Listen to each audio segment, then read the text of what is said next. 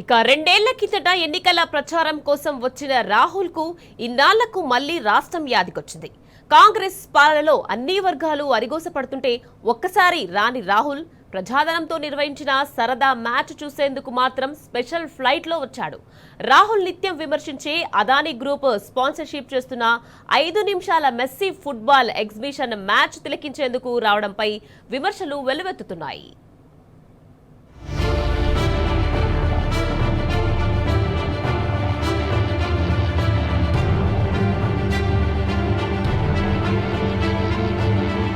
కాంగ్రెస్ అగ్రనేత రాహుల్ గాంధీ ఎట్టకేలకు హైదరాబాద్ కు వచ్చారు. సీఎం రేవంత్ రెడ్డి 60 సార్లు ఢిల్లీకి ప్రదక్షిణలు చేసినా విగ్రహాల ఆవిష్కరణకు రావాలని ఆన్లైన్ లో ఆఫ్లైన్ లో విన్నపాలు పంపినా అపాయింట్మెంట్ ఇవ్వని రాహుల్ గాంధీకి ఇప్పుడు తీరిక దొరికింది. అయితే ఆయన వచ్చింది తెలంగాణ బీసీ ప్రజల పోరాటానికి, ధర్నాలకు మద్దతు ఇవ్వడానికి కాదు. రెండేళ్లలో ప్రభుత్వ విద్యా సంస్థల్లో విషాహారం తిని చనిపోయిన పిల్లల కుటుంబాలను పలకరించడానికి కాదు. బాగ్లింగంపల్లి మైనారిటీ గురుకుల పాఠశాలలో ఫుడ్ పాయిజన్ అయ్యి కింగ్కోటి ఆసుపత్రిలో చికిత్స పొందుతున్న చిన్నారులను పరామర్శించేందుకు అసలే కాదు.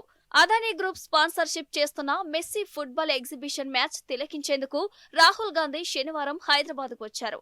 లగచర్ల గిరిజన రైతులను వేధించి బెదిరించి జైలులో పెట్టినప్పుడు రాహుల్ స్పందించలేదు. హైదరాబాద్ లో బుల్డోజర్లు పేదల జీవితాలను నాశనం చేస్తున్నప్పుడు సందర్శించలేదు.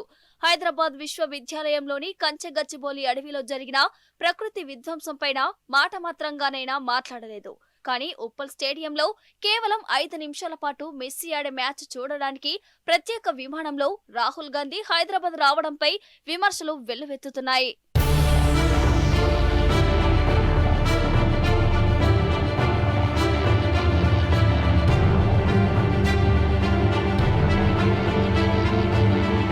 తెలంగాణ కులగణన, బీసీ రిజర్వేషన్లు కాంగ్రెస్ కు ప్రతిష్టాత్మకమని, దేశానికి మోడల్ అని, కేంద్రంలో తాము అధికారంలో వచ్చాక దేశవ్యాప్తంగా రిజర్వేషన్లు అమలు చేస్తామని కాంగ్రెస్ పార్టీ అధినేత రాహుల్ గాంధీ స్వయంగా ఇచ్చిన హామీని నమ్మి తెలంగాణ ప్రజలు కాంగ్రెస్ కు ఓటేశారు.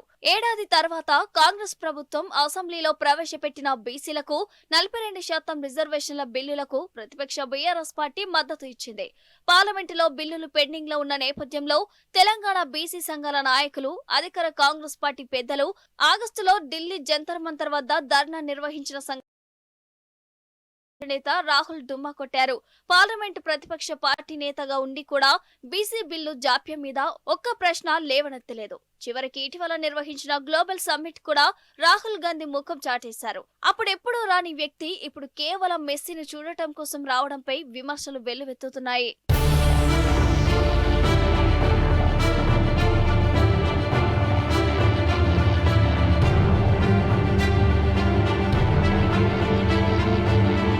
మెస్సీ భారతదేశ పర్యటనను అదానీ గ్రూప్ స్పాన్సర్ చేస్తోంది. ప్రధానితో అదానీకి ఆర్థిక సంబంధాలు ఉన్నాయని రాహుల్ ఆరోపిస్తున్నారు. ప్రభుత్వ ఆస్తుల కట్టబెట్టడం, నిబంధనల ఉల్లంఘన, పెట్టుబడులలో అవకతవకలపై పార్లమెంటులో అనేక సార్లు ప్రస్తావించారు. అయితే అదానీ వ్యాపారాన్ని ప్రమోట్ చేయడం కోసమే రాహుల్ గాంధీ ప్రత్యేక విమానంలో హైదరాబాద్ కు వచ్చారని ప్రచారం జరుగుతుంది.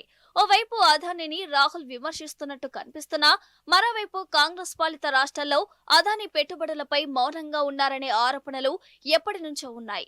ఒకవైపు అదానీ గ్రూప్ మీద విమర్శలు చేస్తూనే మరోవైపు అవకాశం ఉన్న చోట ఆయన వ్యాపారాన్ని ప్రమోట్ చేయడంతో ఆయన వైఖరిపై రాజకీయంగా గందరగోళం నెలకొంది.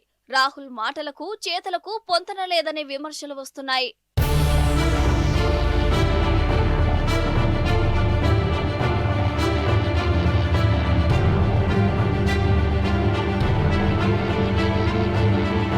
ఢిల్లీ నుంచి ప్రత్యేక వచ్చిన రాహుల్ ఫలక్నామా ప్యాలెస్ లో దాదాపు 2.5 గంటల పాటు వేచి ఉండి మరీ మెస్సీని కలిశారు.